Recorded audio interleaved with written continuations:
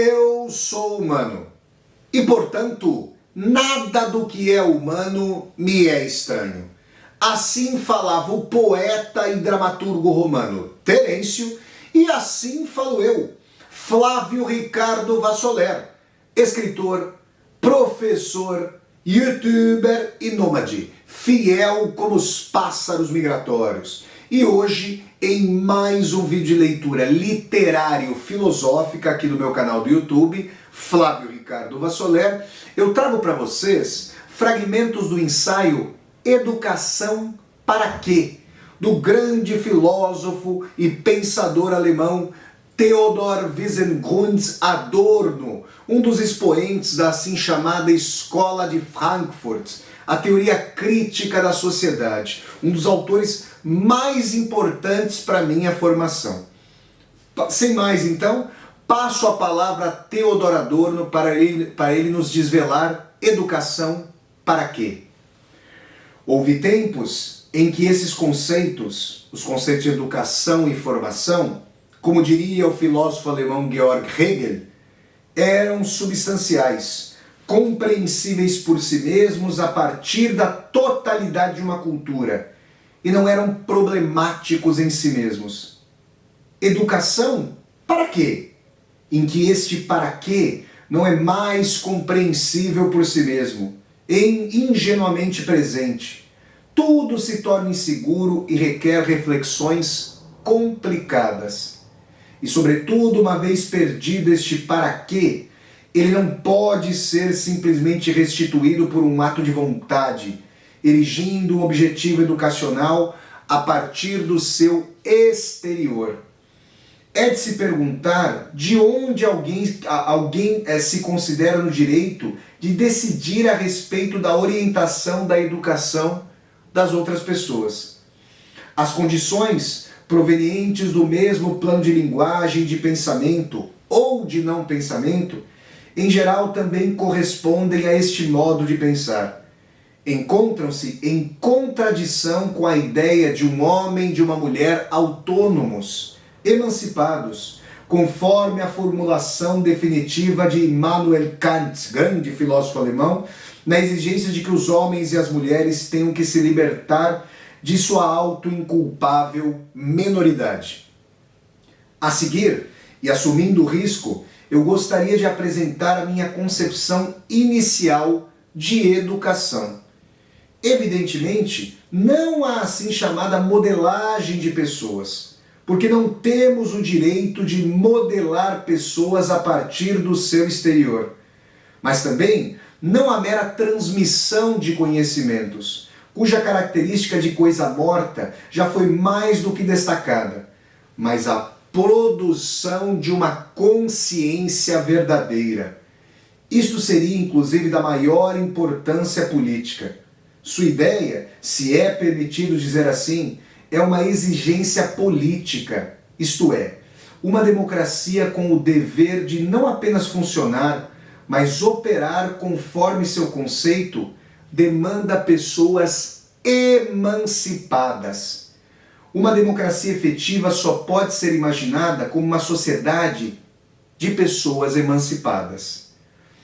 Numa democracia, quem defende ideais contrários à emancipação e, portanto, contrários à decisão consciente independente de cada pessoa em particular, é um antidemocrata, até mesmo se as ideias que correspondem a seus desígnios são difundidas no plano formal da democracia. As tendências de apresentação de ideais exteriores que não se originam a partir da própria consciência emancipada, ou melhor, que se legitimam frente a essa consciência, permanecem sendo coletivistas e reacionárias.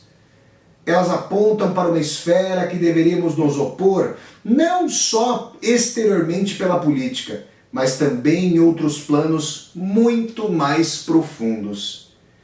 A ideia de emancipação, como parece inevitável com conceitos desse tipo, ela própria ainda demasiado abstrata, além de se encontrar relacionada a uma dialética.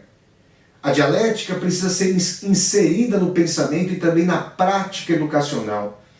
As perguntas, aí o Adorno está fazendo essa palestra aqui, Educação para Quê?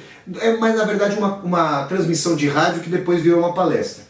Aí ele fala, as perguntas que o senhor, o interlocutor, apresentou pertencem em sua totalidade a uma prática que pretende gerar emancipação. Penso sobretudo em dois problemas difíceis que precisamos levar em conta quando se trata da emancipação. Em primeiro lugar, a própria organização do mundo em que vivemos e a ideologia dominante, hoje muito pouco parecida com uma determinada visão de mundo ou teoria. Ou seja, a organização do mundo converteu-se a si mesma imediatamente em sua própria ideologia. Ela exerce uma pressão tão imensa sobre as pessoas que supera toda a educação. Seria efetivamente idealista no sentido ideológico se quiséssemos desvelar o conceito de emancipação sem levar em conta o peso imensurável do obscurecimento da consciência pelo existente. De um certo modo, emancipação significa o mesmo que conscientização, racionalidade. Mas a realidade sempre é simultaneamente uma comprovação da realidade. E essa comprovação envolve continuamente um movimento duríssimo de adaptação. A educação seria impotente e ideológica se ignorasse o objetivo de adaptação e não preparassem os homens e as mulheres para se orientarem no mundo. Porém, ela seria igualmente questionável se ficasse nisso, produzindo nada além de well-adjusted people, de pessoas muito bem adaptadas, pessoas que, em consequência do que a situação existente se impõe, precisamente no que tem de pior, no que tem de mais duro, de mais trágico, de mais consumista, de mais competitivo. Nesses termos, desde o início, existe no conceito de educação para a consciência e para a racionalidade uma ambiguidade. Talvez não seja possível superá-la dentro da realidade existente, mas certamente não podemos nos desviar dessa ambiguidade. A importância da educação em relação à realidade muda historicamente. Mas, se ocorre o que eu assinalei há pouco, que a realidade se tornou tão poderosa que se impõe desde o início às mulheres e aos homens, este processo de adaptação seria realizado hoje de um modo antes automático. A educação por meio da família, na medida em que é consciente, por meio da escola, da universidade, teria nesse momento de conformismo onipresente muito mais a tarefa de fortalecer a resistência do que de fortalecer a adaptação. Se posso crer em minhas observações, suporia mesmo que entre os jovens e, sobretudo, entre as crianças, encontra-se algo como um realismo supervalorizado. Talvez o correto fosse pseudo-realismo. Tudo isso remetendo a uma cicatriz. Pelo fato de o processo de adaptação ser tão desmesuradamente forçado por todo o contexto em que os homens e as mulheres vivem, eles precisam impor a adaptação a si mesmos de um modo dolorido, exagerando o realismo em relação a si mesmos e, nos termos de Freud, identificando-se com o agressor.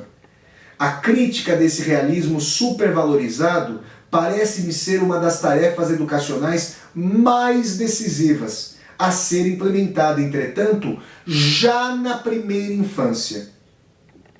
Experiências musicais na primeira infância nós temos. Por exemplo, quando, levados a deitar na cama para dormir, acompanhamos desobediente com os ouvidos atentos a música de uma sonata para violino e piano de Beethoven, proveniente da sala ao lado. Mas se adquirirmos essa experiência mediante um processo, ele próprio, por sua vez ordenado, torna-se duvidosa a mesma profundidade da experiência. O defeito mais grave com que nos defrontamos atualmente consiste em que os homens e as mulheres não são mais aptos à experiência, mas interpõem entre si mesmos e aquilo a ser experimentado, aquela camada estereotipada, a que é preciso se opor. Penso aqui, sobretudo, no papel desempenhado na consciência e no inconsciente pela técnica, possivelmente muito além de sua função real. Uma educação efetivamente procedente em direção à emancipação frente a esses fenômenos não poderia ser separada dos questionamentos da psicologia profunda. Antagonismo em relação à esfera da consciência. Provavelmente um número incontável de pessoas exista hoje, sobretudo durante a adolescência e possivelmente até antes, algo como uma aversão à educação. Elas querem se desvencilhar da consciência e do peso de experiências primárias, porque isso só dificulta a sua orientação. Na adolescência desenvolve-se, por exemplo, o tipo que afirma: se posso recorrer mais uma vez à música. A época da música séria já passou. A música de nosso tempo é de outro jaez. Isto não é uma experiência primária, mas sim, se posso usar a expressão de Nietzsche, um fenômeno do ressentimento. Essas pessoas odeiam o que é diferenciado, o que não é moldado, porque são excluídas de todo esse processo. E porque, se o aceitassem, isso dificultaria sua orientação existencial, como diria Karl Jaspers. Por isso, rangendo os dentes, elas como que escolhem contra si mesmas aquilo que não é propriamente sua vontade. A constituição da aptidão à experiência consistiria essencialmente na conscientização e dessa forma na dissolução desses mecanismos de repressão e dessas formações reativas que deformam nas próprias pessoas sua aptidão à experiência.